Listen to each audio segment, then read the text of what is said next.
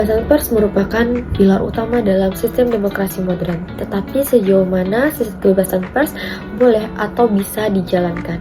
Nah, dalam video ini saya akan menjelaskan mengenai teori kebebasan pers dan teori yang ada dalam kebebasan pers yang menjadi dasar hubungan antara media, pemerintah, dan masyarakat.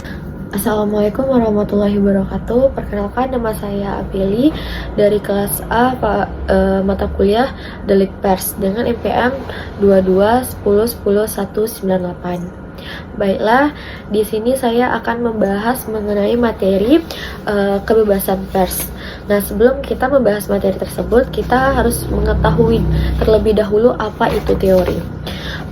Teori itu bukan hanya sekedar pendapat, tetapi hasil berpikir ilmiah yang didukung oleh data observasi dan rasionalisasi logis. Teori itu seperangkat konsep atau prinsip-prinsip yang saling berkaitan dan berfungsi secara sistematis. Selanjutnya, teori secara etimologis, yaitu kata teori berasal dari bahasa Yunani, teoria, yang artinya melihat atau menyaksikan. Artinya, teori berfungsi sebagai cara untuk melihat atau memahami realistis dengan kerangka berpikir tertentu.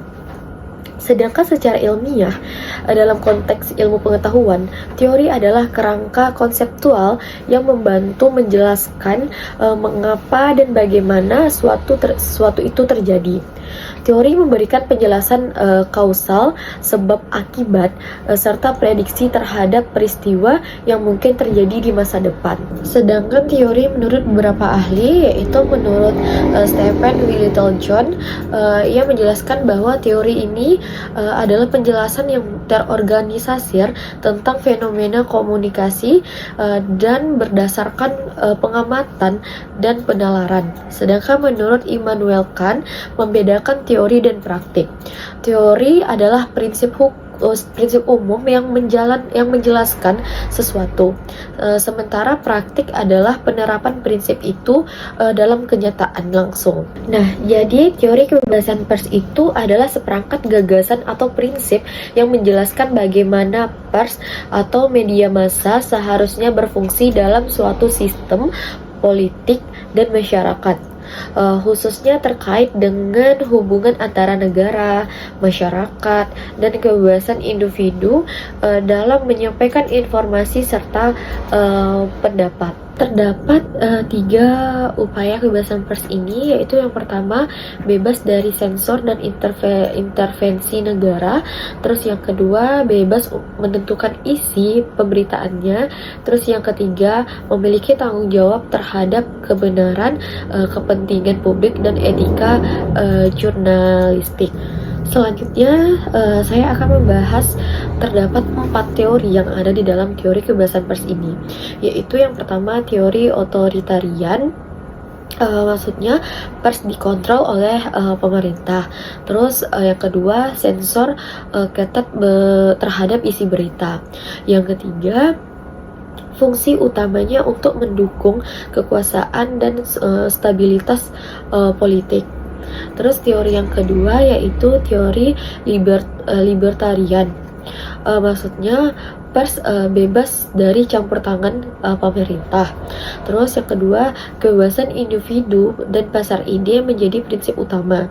Yang ketiga, negara hanya melindungi bukan mengatur. Teori yang ketiga yaitu teori tanggung jawab. Teori tanggung jawab itu pers bebas bebas namun bertanggung jawab terhadap moral, etika, dan kepentingan publik. Terus kebebasan harus diimbangi dengan akurasi dan objektivitasnya. Teori yang terakhir yaitu teori Soviet komunis. Maksudnya pers merupakan alat partai dan negara. Terus tidak ada kebebasan individu dan kepentingan kolektif. Tujuan utamanya untuk mendidik rakyat sesuai dengan ideologi negara tersebut. Berikutnya dari 4 teori tadi terdapat periode atau penerapannya di Indonesia, yaitu dari teori otoritarian berlaku pada masa kolonial Belanda hingga tahun 1942 dan masa Orde Baru 1966 sampai 1998. Contoh atau karakteristiknya yaitu yang pertama, pemerintah mengeluarkan izin terbit sebagai alat kontrol. Terus yang kedua, kritik terhadap penguasa dibungkam. Terus contoh yang ketiga yaitu pemberedalan terhadap media seperti Tempo, Editor, dan Detik. Terus contohnya yang ketiga yaitu pers itu berfungsi sebagai alat legitimasi kekuasaan. Jadi pada teori libertarian yaitu pada masa awal kemerdekaan pada tahun 1945 sampai dengan 1959 dan awal reformasi yaitu 1998 sampai dengan 2000-an. Contoh dan karakteristiknya yaitu yang pertama, banyak surat kabar atau majalah yang bermunculan pasca proklamasi. Terus yang kedua, kritik terhadap pemerintah diperbolehkan. Terus yang ketiga, setelah reformasi lahirlah Undang-Undang Nomor 40 tahun 1999 tentang pers yang menghapus sensor dan SIO. Berikutnya pada teori tanggung jawab sosial pada periode era reformasi hingga sekarang, yaitu dari tahun 1999 hingga sekarang. Contoh dan karakteristiknya yaitu yang pertama, diatur melalui Undang-Undang Nomor 40 tahun 1999 tentang pers. Terus yang kedua, ditegakkan oleh Dewan Pers yang bersifat independen.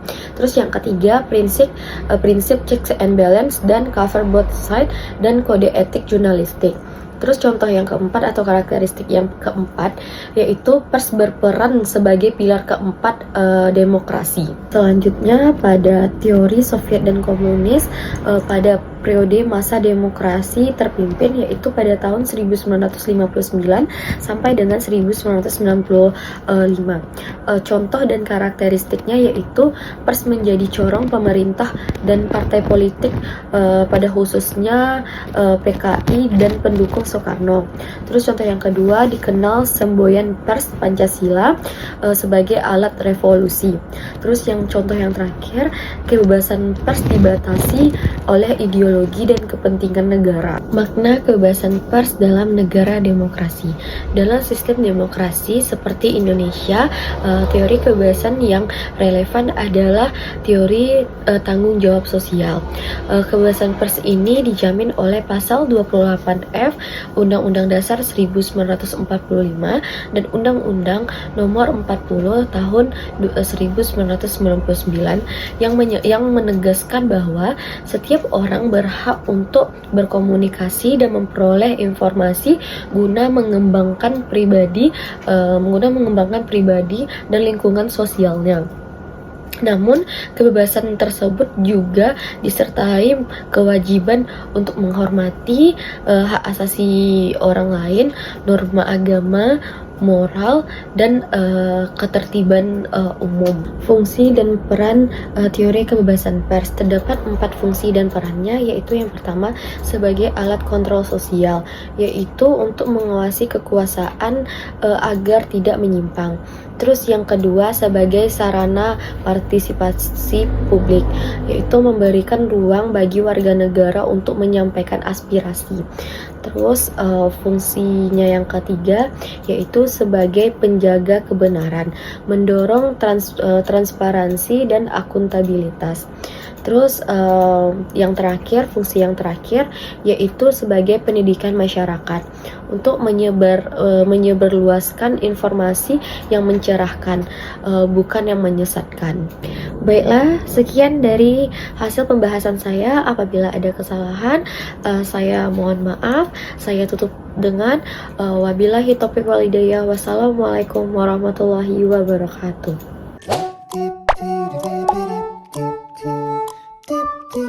Chip, chip, chip,